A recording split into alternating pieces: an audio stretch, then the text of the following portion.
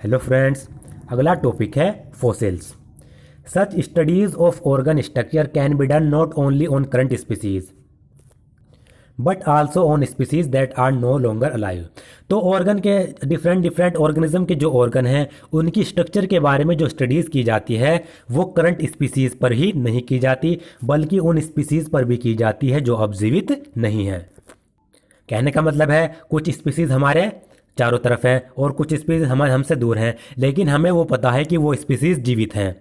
तो जो हम ऑर्गन की स्ट्रक्चर की जो स्टडीज़ करते हैं वो जीवित स्पीसीज के साथ साथ जो स्पीसीज अब नहीं रहती, जो स्पीसीज अब खत्म हो चुकी हैं, उन पर भी वो की जाती है। How do we know that these extinct species ever existed. तो हमें कैसा पता लगता है कि जो स्पीसीज विलुप्त हो चुकी हैं, खत्म हो चुकी हैं, क्या कभी वो अर्थ पर थी या नहीं थी। जैसे एग्जाम्पल के तौर पर हमें कैसे पता चला कि जो डायनासोर है वो अर्थ पर था या नहीं था, और डायनासोर की स्ट्रक्चर के बारे में हमें कैसे पता चला, ये एक क्वेश्चन उठता है। We know this from finding fossils. ये जो हम स्टडीज़ करते हैं जो मतलब स्पीसीज या फिर ऑर्गेनिज्म विलुप्त हो चुके हैं उन पर स्टडीज़ उनके फॉसिल्स को खोज कर की जाती है जब उनके फॉसिल्स मिल जाते हैं। अब क्वेश्चन उठता है फॉसिल्स क्या होते हैं, what are fossils. Usually when organism die their bodies will decompose and be lost.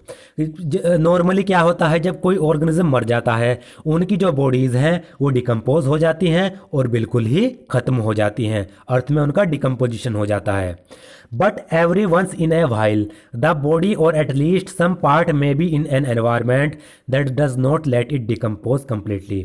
लेकिन कभी कभी क्या होता है, ऑर्गेनिज्म की जो बॉडी होती है या फिर ऑर्गेनिज्म की जो बॉडी के कुछ पार्ट्स ऐसे होते हैं जो एनवायरनमेंट में बिल्कुल भी खत्म नहीं होते। एनवायरनमेंट में उनका कंप्लीट डिकम्पोजिशन नहीं होता, यानी वो कुछ ना कुछ उनके बॉडी पार्ट्स बच जाते हैं।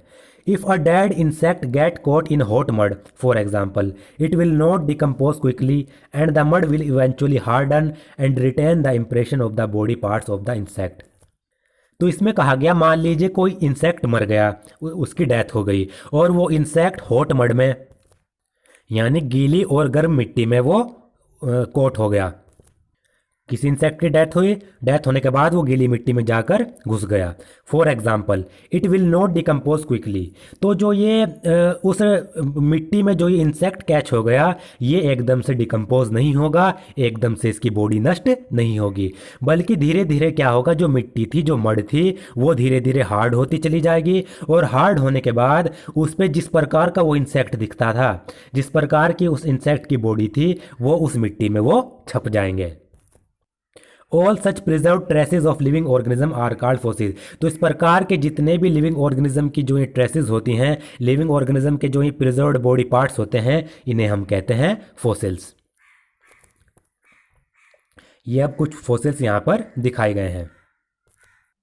Various kinds of fossils, note that different appearance and degree of detail and preservation. अलग अलग फॉसिल्स यहाँ पर दिखाए गए हैं, यहाँ पर इनके अलग अलग अपीयरेंस है, अलग अलग तरीके से इनको प्रिजर्व किया गया है। ये आप देख सकते हैं डायनासोर का school.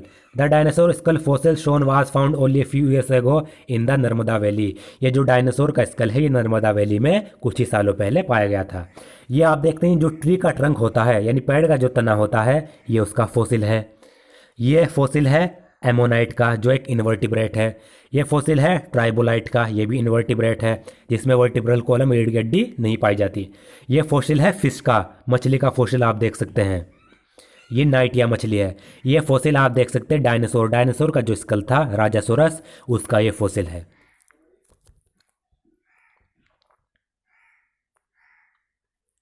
How do we know how old the fossil are. अब इसमें क्वेश्चन उठता है, हमें कैसे पता चलता है कि फॉसिल कितना पुराना है, फॉसिल की एज क्या है। There are two component to this estimation. तो फॉसिल के एज को मतलब डिफाइन करने के लिए, पता लगाने के लिए दो तरीके हैं। पहला क्या है, रिलेटिव यानी किसी के रेस्पेक्ट में। If we dig into the earth and start finding fossil, it is reasonable to suppose that the fossil we find closer to the surface are more recent than the fossil we find in deeper layers। इसमें क्या होता है, अगर हम अर्थ को खोदते जाएं, डिग करते जाएं और हमें फॉसिल मिलते जाएं, तो हमें ये पता लगता है अर्थ की सरफेस के जितने पास जो फॉसिल होगा वो उतना नया होगा और अर्थ के जितने नीचे कोई फॉसिल होगा वो उतना पुराना होगा।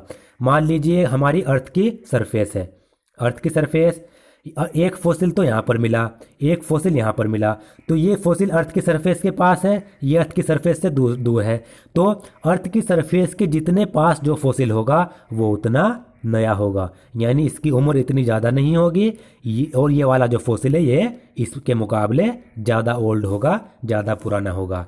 तो एक तो ये तरीका है, हम अर्थ के रेस्पेक्ट में हम उसको, अर्थ की सरफेस के रेस्पेक्ट में उसकी एज को बता सकते हैं।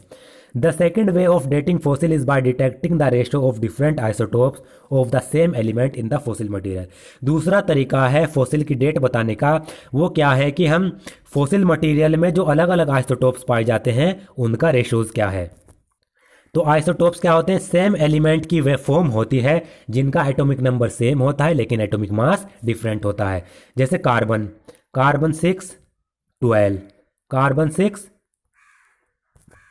ये कार्बन के आइसोटोप्स हैं। या फिर अगर हाइड्रोजन के आइसोटोप्स देखें, हाइड्रोजन के 3 आइसोटोप्स है, 1H1, ये एटॉमिक नंबर होता है, ऊपर एटॉमिक मास लिखा जाता है, 1H2, 1H3, ये हाइड्रोजन के 3 आइसोटोप्स हैं। हाइड्रोजन इन 3 फॉर्म में पाया जाता है।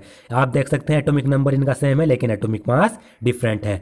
तो इन्हीं आइसोटोप्स के आधार पर कि फॉसिल के मटेरियल में सेम एलिमेंट के जो अलग अलग आइसोटोप्स पाए जाते हैं उनका रेशो क्या है, उन रेशो के आधार पर भी हम फॉसिल की डेट बता सकते हैं। It would be interesting to find out exactly how this method work. तो ये मतलब फॉसिल की आइसोटोप्स के आधार पर जो फॉसिल की डेटिंग की जाती है ये किस तरीके से वर्क करता है, ये आप नेट पर देख सकते हैं, इसको फाइंड कर सकते हैं।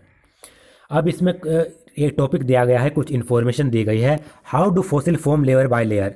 लेयर बाय लेयर यानी परत बाय परत फॉसिल किस तरीके से बनते हैं, अर्थ पर लेयर, फॉसिल की लेयर किस तरीके से बनती है। सबसे पहले इसमें दिया गया है, let us start 100 million years ago. हम कब से स्टार्ट करते हैं, 100 मिलियन ईयर्स एगो, यानी 100 मिलियन साल पहले। Some invertebrate on the sea bed die and are buried in the side, यानी 100 मिलियन साल पहले क्या हुआ, कुछ इनवर्टिब्रेट्स थे समुद्र के किनारे, वो मर गए, सी बेड पर मर गए, और उसके बाद सी बेड पर मरने के बाद जहाँ पर वो सैंड थी वहीं पे वो दफन हो गए, ब्यूराइड हो गए। More sand accumulate and sandstone form under pressure. तो धीरे धीरे क्या हुआ, समुद्र के किनारे और ज़्यादा सैंड आती चली गई, इकट्ठा होती चली गई, और वहाँ पर सैंड स्टोन बनते चले गए। ये आप देख सकते हैं यहाँ पर क्या हुआ, कुछ इनवर्टिब्रेट मरते चले गए, और ये जो समुद्र के किनारे जो रेत थी वो उनके ऊपर इकट्ठा होते चली गई। अब इसमें है सेकंड स्टेप, ये वाला, millions of years later dinosaurs living in the area die and their bodies too are buried in mud. फिर उसके बाद कुछ मिलियन साल बाद जो डायनासोर्स उस एरिया में रहते थे उनकी भी मृत्यु हो गई, उनकी भी डेथ हो गई, और डायनासोर की जो बॉडी थी वो भी उसी मड में ब्यूराइड हो गई, यानी दब गई। पहले तो कुछ इनवर्टिब्रेट थे, वो यहाँ पर दब गए थे, उनके ऊपर सैंड की एक लेयर बन गई थी, सैंड स्टोन बन गए थे। उसके बाद क्या हुआ, इसी एरिया में कुछ मिलियन साल बाद जो डायनासोर रहते थे वो भी मरने लगे। अब क्या होगा, जो डायनासोर हैं वो भी इस मड में क्या हो जाएंगे, दब जाएंगे। This mud is also compressed into rock about the rock containing the earlier invertebrate fossils. और जो ये मड है ये भी धीरे धीरे रॉक में कन्वर्ट होने लगेगी, यानी उन रॉक के ऊपर जिनमें क्या था, इनवर्टिब्रेट के फॉसिल्स थे, उनके ऊपर एक और रॉक बन जाएगा। ये आप देख सकते हैं, इस प्रकार की कंडीशन आएगी। ये हैं ये वाले इनवर्टिब्रेट, ये वाले इनवर्टिब्रेट्स थे, इनके ऊपर लेयर बन गई और रॉक्स बन गए। फिर क्या हुआ, डायनासोर की डेथ हुई, डायनासोर, इनके ऊपर डायनासोर दब गए, डायनासोर के ऊपर भी रॉक की लेयर बन गई, यानी रॉक्स का फॉर्मेशन होने लगा।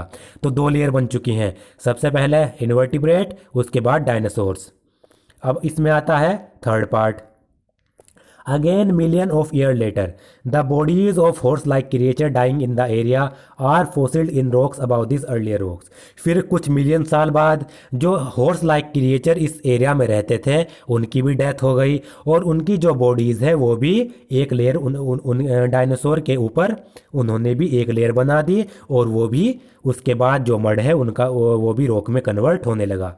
अब देखते हैं, हमारे पास 2 लेयर थी, इनवर्टिब्रेट, डायनासोर। फिर इस एरिया में कुछ सालों बाद जो है हॉर्स रह रहे थे, जो हॉर्स है उनकी भी डेथ हो गई। अब हॉर्स क्या होंगे, हॉर्स की जब डेथ हो जाएगी, हॉर्स का जो बॉडी होगी वो भी इस मड में ब्यूराइड हो जाएगी, दब जाएगी, और डायनासोर के ऊपर उसकी भी एक और लेयर बन जाएगी, और इसके आसपास की जो मिट्टी होगी उसका भी रॉक में कन्वर्जन हो जाएगा, वो भी रॉक में कन्वर्ट हो जाएगी। अब है इसमें last step. Much later by erosion और water flow wears away some of the rock and exposes the horse like fossil. उसके बाद कुछ ईयर्स बाद क्या हुआ, इरोजन हुआ। इरोजन कहते हैं मिट्टी के कटाव को। इरोजन हुआ, या फिर वहाँ की जो रॉक की मिट्टी थी वो वाटर फ्लो के कारण, पानी के बहाव के कारण वो मिट्टी ऊपर से हट गई। जो ऊपर की जो लेयर थी वो वहाँ से हट गई। जब ऊपर की लेयर हटेगी तो हमें क्या दिखाई देगा, हॉर्स की तरह के फोसिल्स दिखाई देंगे। As we dig deeper we will find older and older fossil. जैसे हम और नीचे नीचे खोदते जाएंगे, डिग करते जाएंगे, तो हमें फिर डायनासोर के स्कल दिखाई देंगे, फोसिल दिखाई देंगे। उसके बाद इनवर्टिब्रेट फोसिल दिखाई देंगे। इस तरीके से अलग अलग फोसिल हमें दिखाई देंगे। यहाँ पर क्या थे, सबसे ऊपर की जो हॉर्स के लिए फोसिल्स थे, उसके नीचे डायनासोर थे, फिर इनवर्टिब्रेट थे। तो क्या हुआ, इरोजन के कारण या फिर वाटर फ्लो के कारण यहाँ की ऊपर की मिट्टी हट गई, ऊपर का रॉक हट गया, तो हमें क्या दिखाई दिया, हॉर्स का फोसिल दिखाई दिया। फिर हमने और खुदाई की, और खुदाई के बाद हमें क्या मिलेगा, डायनासोर का फोसिल मिलेगा। उसके बाद इनवर्टिब्रेट का फोसिल मिलेगा। तो इस तरीके से ये फोसिल बनने का जो प्रोसेस है ये हमने इसमें देखा है।